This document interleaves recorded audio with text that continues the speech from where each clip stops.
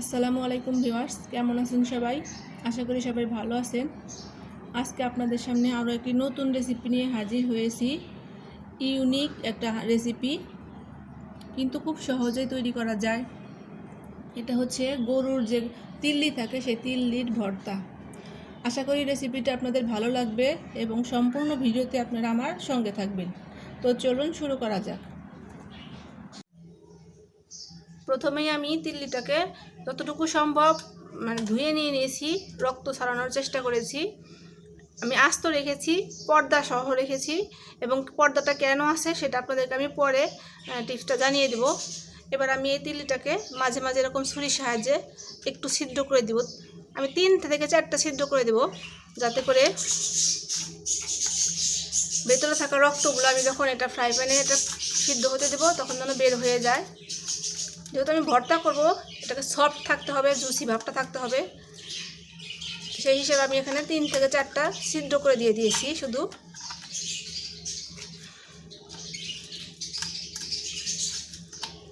এরকম 3-4টা ছিদ্র করে দিয়ে দিয়েছি। এবার আমি এটা চুলায় বসিয়ে দিচ্ছি। এইবার ফ্রাই প্যানটা আমি চুলায় বসিয়ে দিয়েছি। ফ্রাই প্যানের মধ্যে আমি পানি তেল কিছুই দেই নাই, শুধু ফ্রাই প্যান, এবং এটার মধ্যে আমি আস্ত তিল্লিটাই ছেড়ে দেবো। আমি এই পর্যায়ে চুলার তাপটাকে একদম লোর কাছাকাছি রেখে দিয়েছি। এবার ঢাকনা দিয়ে ঢেকে দেবো। আমি কিছুক্ষণ পর পর এটাকে উলট পালট করে পরিপূর্ণভাবে সিদ্ধ করে নেব, এবং কীভাবে নেব সেটা আপনাদেরকে পরবর্তীতে দেখিয়ে দেবো। এভাবে আমি প্রথমত 5 মিনিট করে করে এক পিঠ করে ঢাকনা দিয়ে ঢেকে সিদ্ধ করে নিচ্ছি। এখানে আমি কোনো পানি বা তেল কিছু ইউজ করি নাই, আপনাদের সাথে সেটা দেখিয়ে শেয়ার করে দিচ্ছি। ভিউয়ার্স দেখুন, তিল্লিটাকে মাঝে মাঝে ছিদ্র করে দেওয়ার কারণে এই যে এইখান দিয়ে রক্তগুলো বের হয়ে গেছে, ভেতরে থাকা রক্ত, নিশ্চয়ই আপনারা বুঝতে পারছেন। ওই যে আরও বের হয়েছে, দেখেন, এই যে এগুলো সব রক্ত, এই যে এগুলো সব রক্ত। একদম যখন আপনারা আস্তে আগুনটা দিয়ে দিবেন, দেখুন এই যে রক্ত বের হচ্ছে। তো আমি এখানে 5 মিনিট দিয়েছিলাম প্রথমে, দেখলাম যে 5 মিনিটে তেমন একটা সিদ্ধর ভাবটা আসে না আর রক্ত বের হচ্ছে না, সেজন্য আমি আরেকটু সময় নিয়ে এটাকে সিদ্ধ করে নিয়েছি। আমি চুলার হিটটাকে একদম লো ফ্লেমের কাছাকাছি দিয়ে দিয়েছি।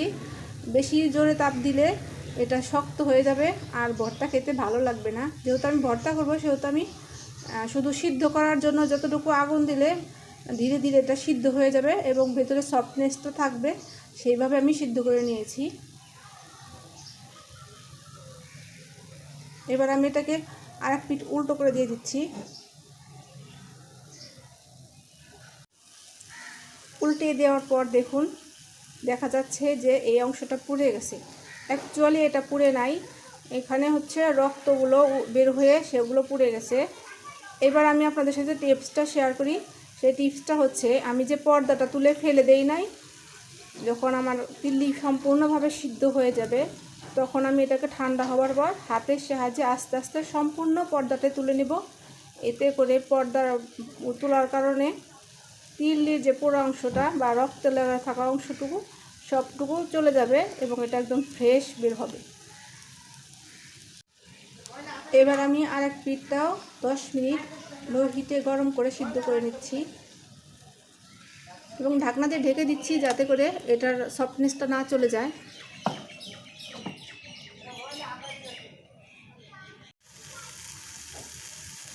দেখুন ভিউয়ার্স, এটা পুরোপুরি সিদ্ধ হয়ে গেছে। এবার আমি এটাকে চুলা থেকে নামিয়ে নিচ্ছি পরিষ্কার করার জন্য।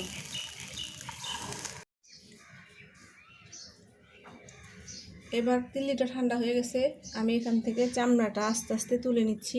দেখুন, এই যে যখন পর্দাটা না তুলবেন, প্রথম দিকে না তুলবেন, তখন এরকম আস্তে আস্তে সম্পূর্ণ পর্দাটা এরকম উঠে আসবে। এর সঙ্গে যে রক্ত গায়ে লেগে গেছে বা একটু পোড়া পোড়া ভাব চলে আসছে, আসলে তো পুড়ে নাই, এটা রক্তের কারণে কালো কালো দেখা যাচ্ছে। এটা সম্পূর্ণ ক্লিন হয়ে যাবে।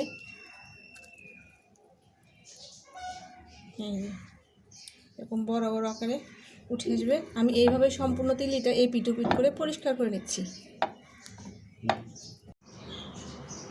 সম্পূর্ণ তিল্লি পরিষ্কার করে নেওয়া শেষ। দেখুন এই যে এই পরিমাণ পর্দার ময়লা আরও বের হয়েছে।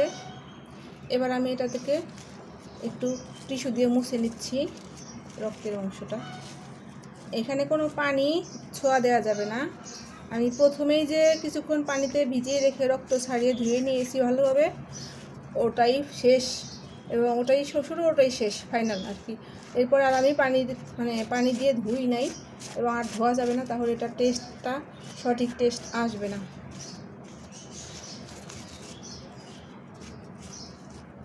এবার আমি এটাকে ছোট ছোট করে পিস করে কেটে নিচ্ছি।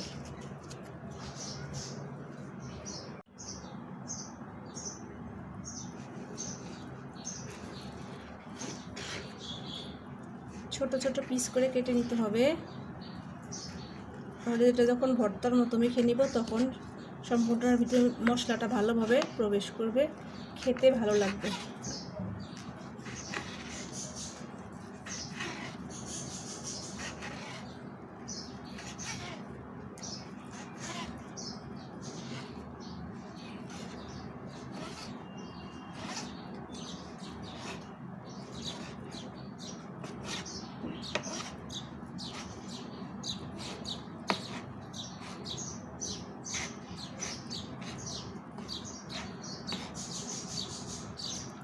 এরকম ছোট ছোট পিস করে আমি সম্পূর্ণটাকে কেটে নিচ্ছি।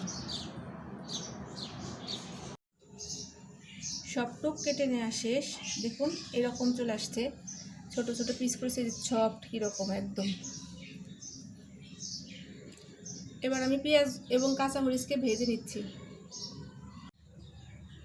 ফ্রাই প্যান চুলায় দিয়ে এবার এখানে আমি আস্ত পেঁয়াজ দিয়ে দিচ্ছি 4-5টা, এবং 18 থেকে 20টার মতো কাঁচামরিচ দিয়ে দিচ্ছি। তাকে আমি তেল ছাড়া একটু নাড়াচাড়া করে ভেজে নিচ্ছি।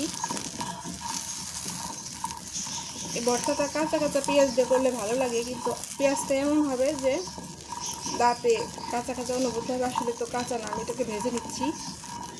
আর তিল্লি ভর্তাটা সাধারণত কাঁচামরিচ দিয়ে বেস্ট, অন্য শুকনো মরিচ দিয়ে করা যায় না, ভালো লাগে না খেতে। এটা আসল টেস্ট পেতে চাইলে কাঁচামরিচ দিয়ে ভর্তাটা করতে হবে। এরকম নাড়াচাড়া করে এগুলোকে একটুক্ষণ ভেজে নিতে হবে। যখন মরিচটা দেখবো যে হয়ে আসছে, তখন পেঁয়াজটাও নামিয়ে নেব। মরিচ এবং পেঁয়াজ একসঙ্গে নামিয়ে নেব। 1 থেকে 2 মিনিট নাড়াচাড়া করলে এটা কমপ্লিট হয়ে যাবে। এবার আমি এই ভাজা কাঁচামরিচ এবং পেঁয়াজকে কুচি করে কেটে নিচ্ছি।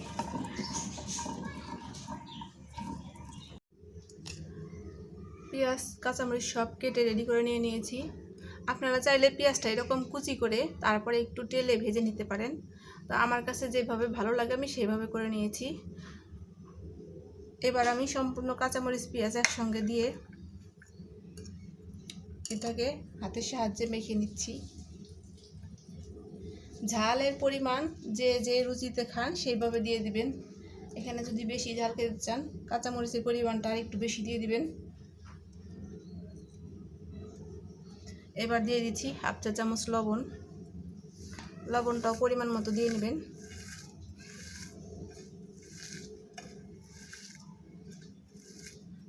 এবার এখানে দিয়ে দিচ্ছি 1 চা চামচ চাট মশলা।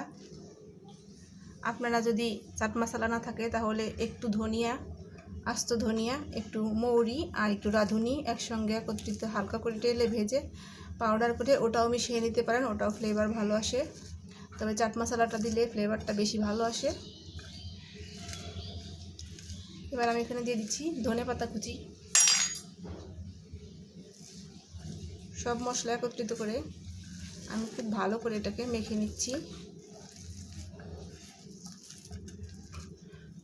এবার এখানে দিয়ে দিচ্ছি আমি সরিষার তেল।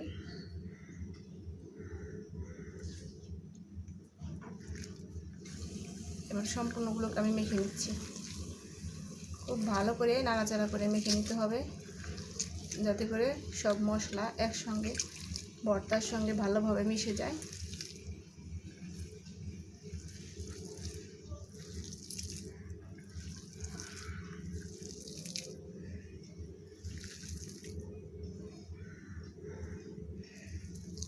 আমি ভালোভাবে মিশিয়ে নিচ্ছি। আমার ভর্তাটা তৈরি করে নেওয়া শেষ। দেখুন এটা অনেকটা জুসি, খেতে অনেক ভালো লাগবে গরম গরম ভাতের সাথে, খুবই স্বাদের।